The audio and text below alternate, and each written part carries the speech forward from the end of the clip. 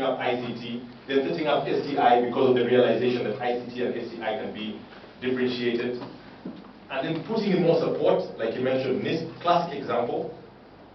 NISP, I think he said they started at about 10 billion, they've increased to 15 billion, and they're looking to do 30 billion and more.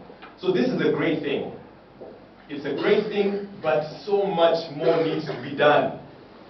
I think it was Oliver Twist who said more, because that's the more soup, something. So we recognize that something has been done, no doubt. And we applaud and we pat ourselves on the back and we say, great. But we also recognize that so much more has to be done. And this is the case that we are making in the private sector. This is the case that we're making to our leaders. And we can't point the finger at anybody. It's all of us. Okay, we can't say, Ministry of this, you have to do this more. We can't say, Innovator, you have to do this. It's us to take this responsibility upon ourselves, to recognize how much more needs to be done. I'll just give you an example of some great progress that's being done. The Ministry of ICT is coordinating a national task force on the 4th Industrial Revolution. This is a big, big step in Africa. It's a very big step in our country. Because as we're having this conversation today, almost every other institution is having a conversation around the 4th Industrial Revolution. This is no longer just a buzzword, but people are actually trying to translate it into what does it make, how do we domesticate this thing, how can we make it make sense for us?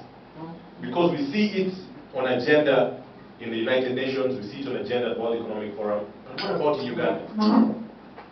And so this National Task Force on the 4th Industrial Revolution is the first of its kind here, but there have been other efforts.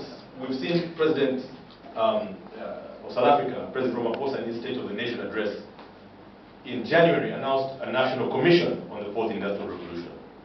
We saw in Kenya last year President Uhuru speaking about a national task force on blockchain and artificial intelligence.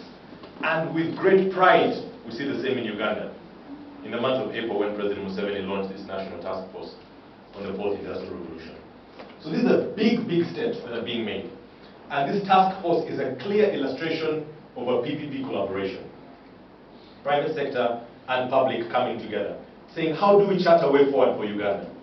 How do we make this 4IR thing that is happening around the world make sense for us? But these types of programs